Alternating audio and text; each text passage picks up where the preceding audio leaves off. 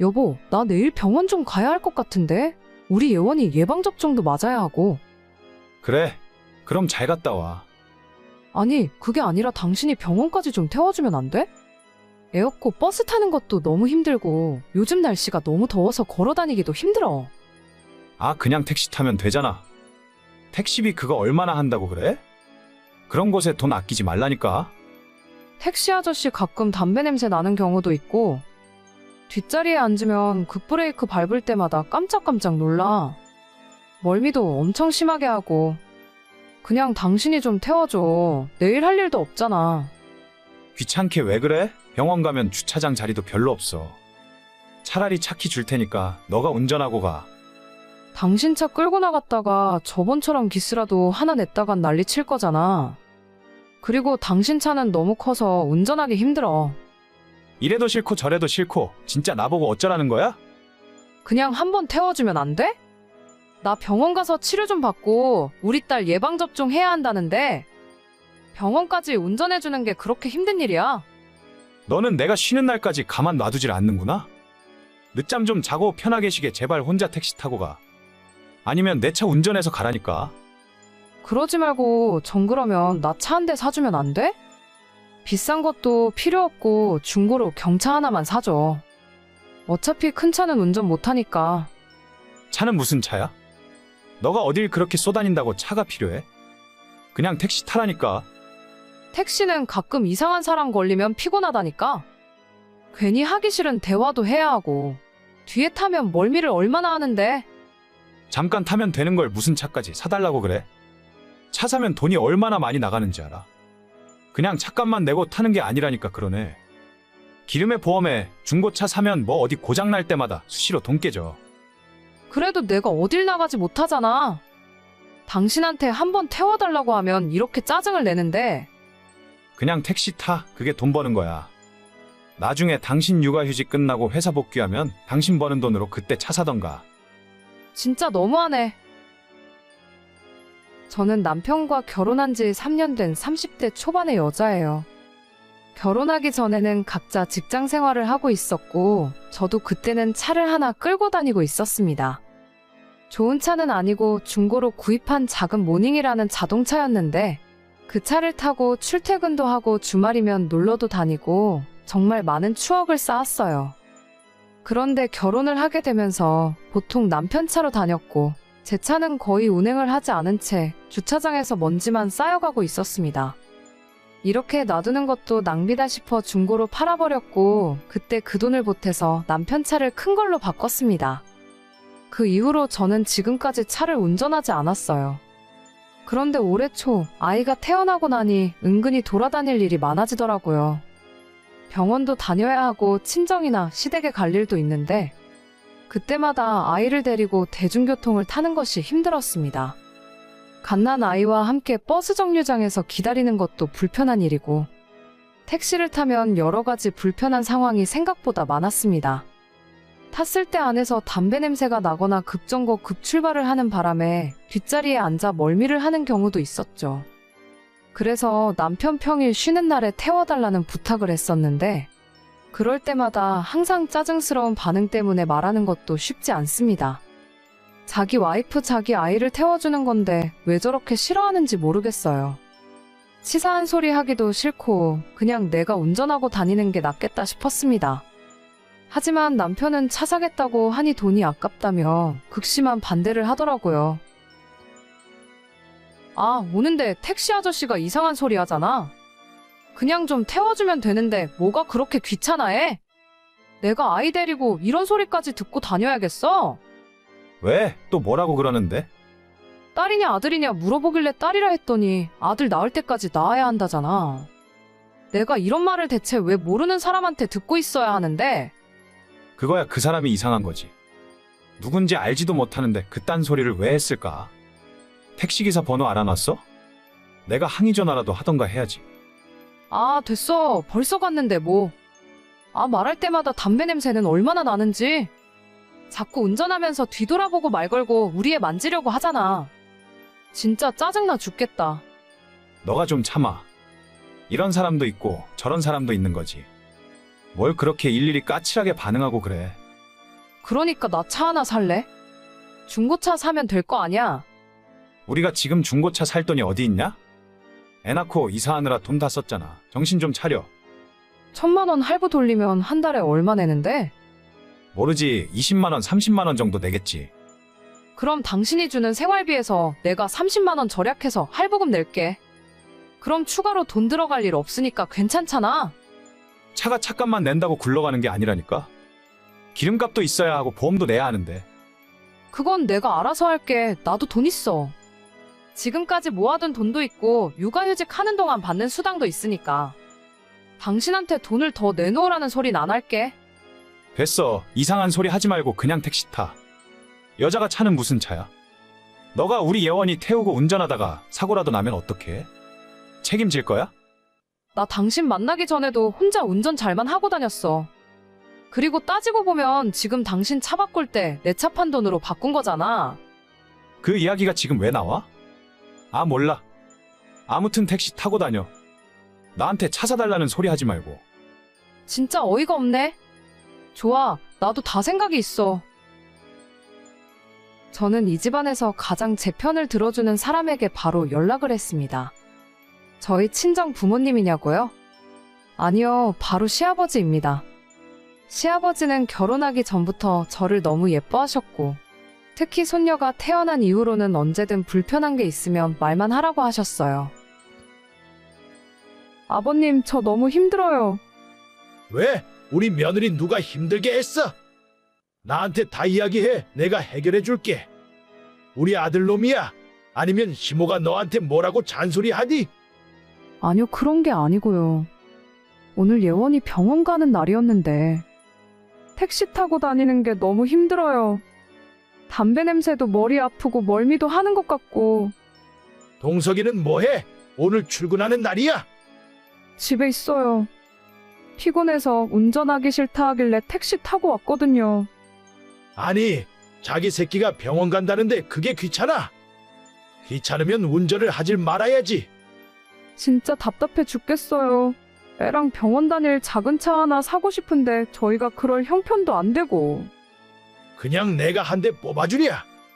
아니에요. 안 그래도 아까 남편한테 이야기하니까 차만 산다고 끝이 아니고 기름값이며 보험료며 돈 많이 든다고 안 된대요.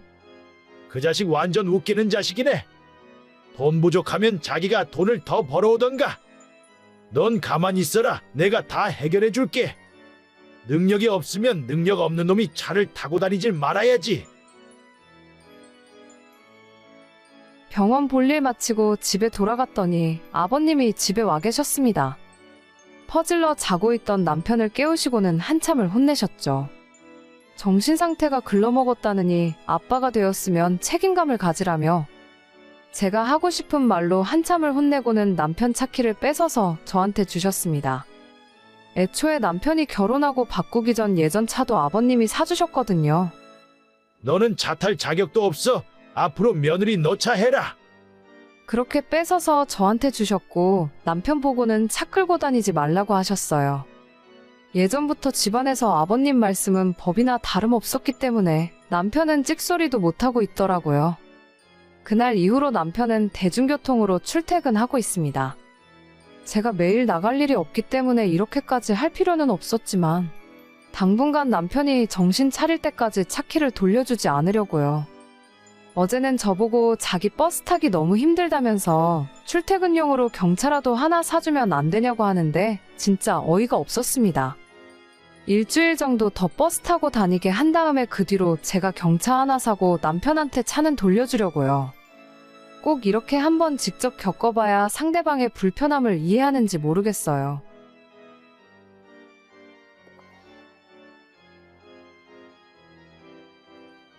다음 주 화요일에 제사 있는 거 알지? 이번에는 성은이 할머니 제사야. 내가 낮에 웬만한 준비는 다 해놓을 테니까 퇴근하고 성은이랑 같이 천천히 건너와. 어머님이 그걸 혼자 다 어떻게 하시려고요? 작년에 무릎 수술하시고 몸도 안 좋으시면서 제가 반차 내고 오전 근무만 마치고 갈게요. 저랑 같이 해요. 매번 너만 고생시키니까 내가 미안해서 그러지. 동서는 이번에도 안 온대요. 응, 방금 전에 연락 왔는데 요즘 회사가 바빠서 맨날 늦게 퇴근한다더라고. 다음 주에도 맨날 야근한다고 못 온다는데. 그래서 그냥 내가 혼자 준비하려고 했지. 아니, 동선의 회사 바로 옆에 있는데 제가 알기로는 그럴 리가 없어요. 그 회사 다니는 제 친구한테 한번 물어볼까요? 아니다. 걔도 나름대로 힘드니까 그러겠지. 그냥 첫째, 너도 일찍 올 생각하지 말고 퇴근하고 나서 저녁에 천천히 와. 와서 저녁이나 먹고 가. 아니에요, 어머님. 저 일찍 끝낼 수 있으니까 점심때쯤 갈게요. 저랑 장 보는 것부터 같이 해요. 내가 미안해서 그러지. 괜찮아요. 다음 주 화요일에 다시 전화 드릴게요.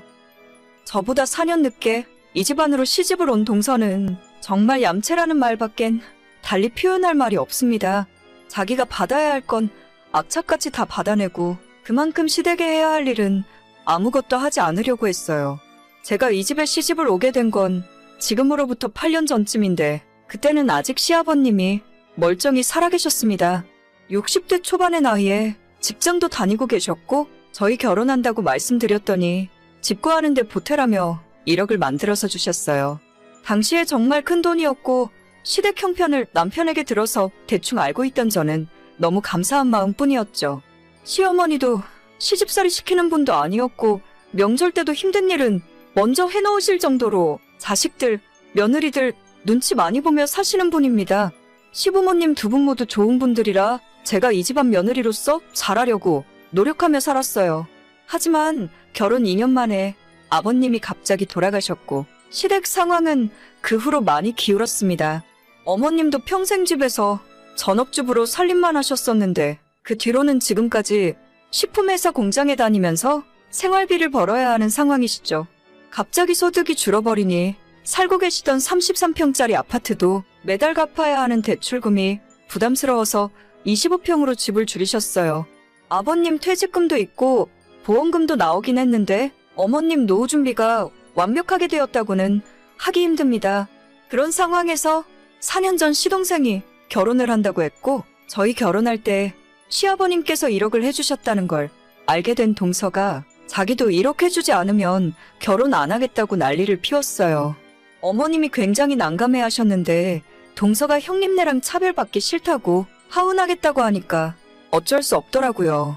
결국 어머님이 돈을 만들어 오셨고 저희도 가만히 있기 민망한 상황이라서 당시 어머님에게 1,500만 원을 뒤로 돌려드렸습니다. 그렇게 받아낼 거 다 받아서 결혼했으면 적어도 며느리 노릇은 똑바로 해야 할 것 아닙니까? 동서, 이번에도 회사가 그렇게 바빠? 네, 형님, 말도 마세요. 맨날 야근 시키고 이제는 아예 주말 출근하라는 소리까지 나오더라고요. 내가 그 회사 아는 사람한테 물어봤는데 요즘 바쁜 시기는 아니라던데?